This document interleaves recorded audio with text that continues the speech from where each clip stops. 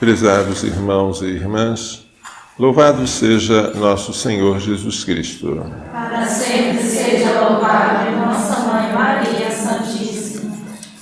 O profeta Amós fala de maneira muito forte contra os que vivem luxuosamente, comendo comidas finas, bebendo vinhos, deitados em camas de marfim, em almofadas, ouvindo músicas e usando perfumes, sem se preocupar com a ruína que se aproxima, ou seja, com o castigo que virá pela invasão da Assíria a Samaria. Estes que são os boas-vidas, os gozadores, serão os primeiros a serem levados para o desterro. Serão os primeiros dentre a serem deportados. Assim o profeta Amós ataca os que vivem no luxo sem se preocupar com os pobres, sem se preocupar com a pobreza alheia. O Salmo 148 também fala do Senhor que faz justiça aos oprimidos, que ampara a viúva e o órfão, mas confunde os caminhos dos maus. A segunda leitura, tirada da primeira carta de São Paulo a Timóteo, fala dos falsos doutores que fazem da piedade motivo de lucro e diz a Timóteo: tu, homem de Deus, foge destas coisas. Foge destas conversas frívolas, destas discussões intermináveis, destas brigas, rixas, contendas. Foge disso tudo. Isso não é verdadeira sabedoria. Combate o bom combate da fé, conquista a vida eterna, para a qual foste chamado.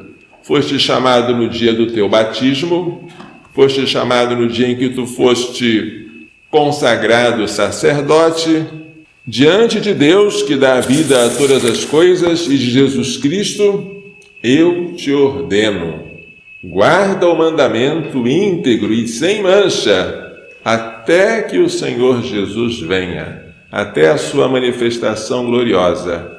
É preciso que ele, como bispo de Éfeso, guarde a fé, conserve intacta a doutrina e pratique a caridade que nosso Senhor ensinou e fuja das coisas perversas do mundo. O Evangelho hoje fala de uma parábola contada só por São Lucas. É a parábola de um pobre chamado Lázaro e de um rico sem nome.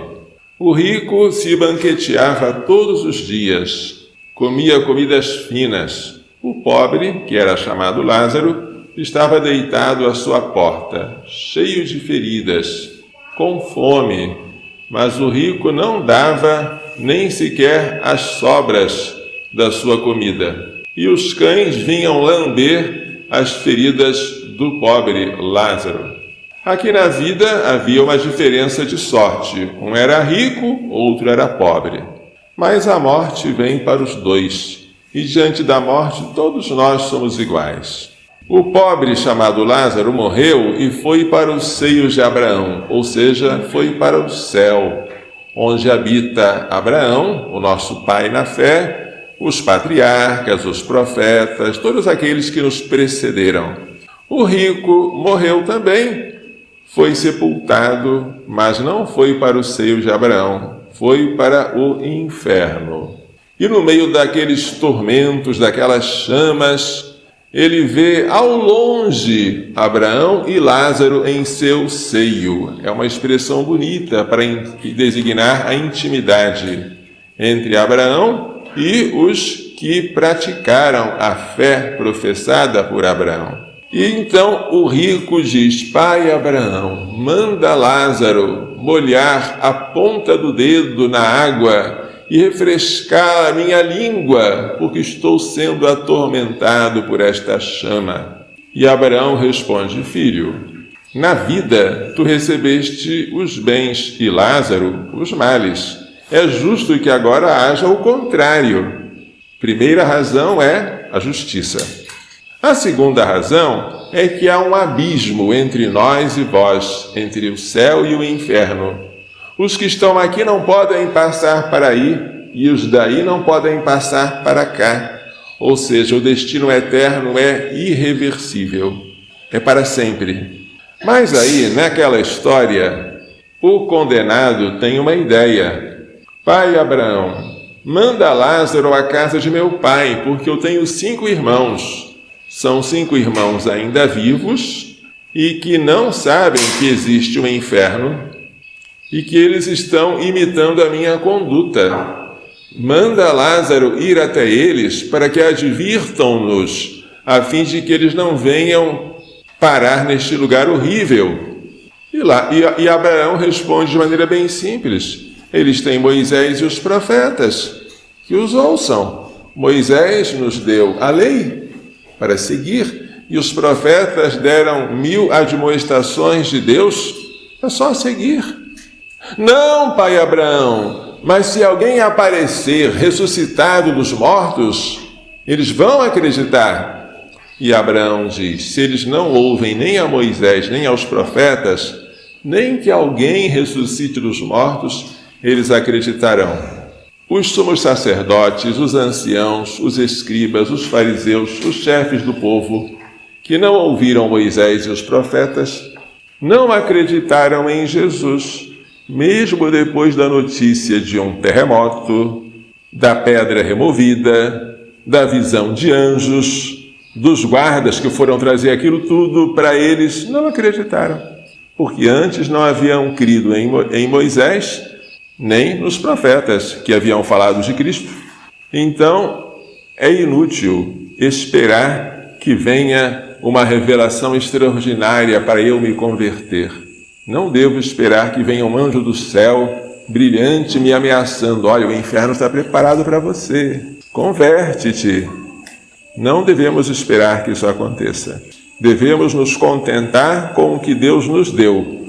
Moisés e os profetas, ou seja, a Bíblia, a Sagrada Escritura, fielmente interpretada e ensinada pelo magistério da Igreja.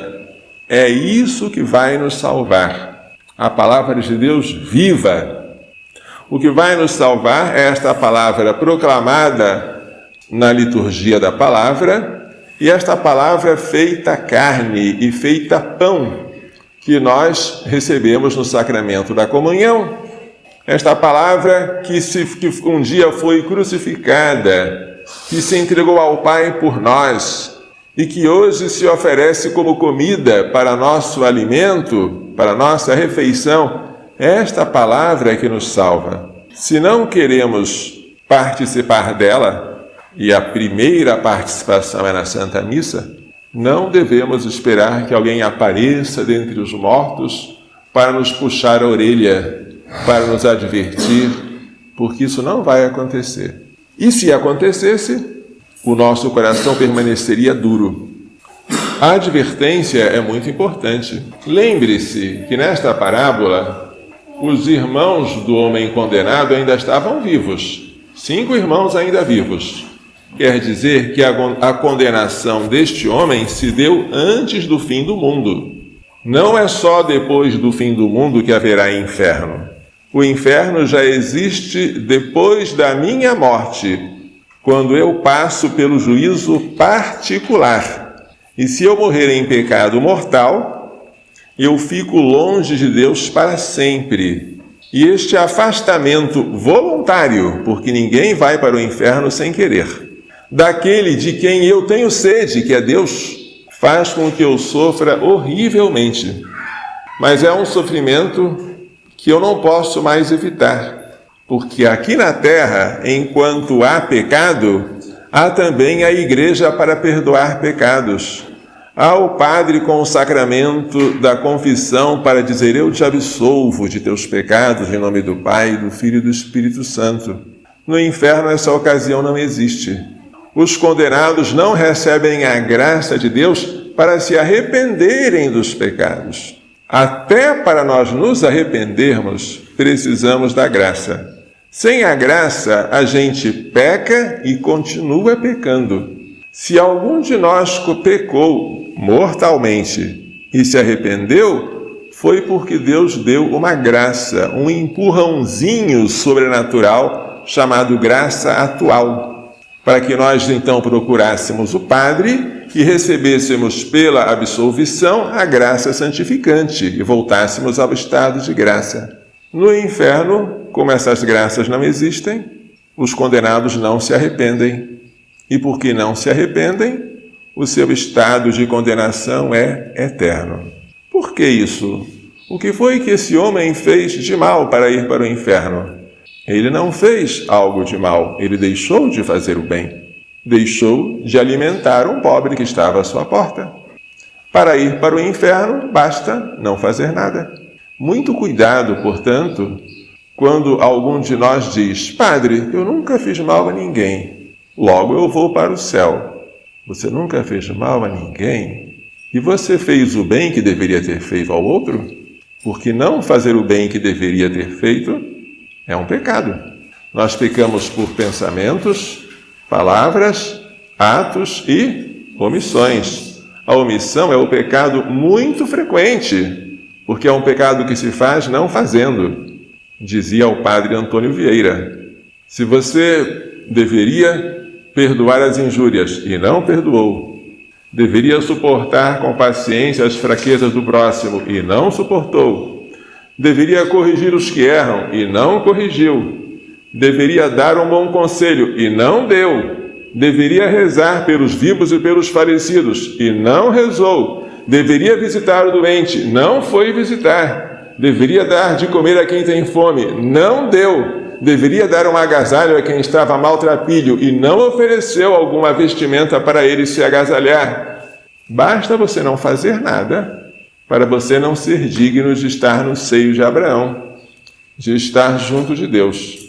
Mas não é a simples pobreza que nos salva. Você não se salva simplesmente por ter poucos bens. Isso não é merecimento. Você se salva pelo desapego dos seus bens e pelo seu amor a Deus.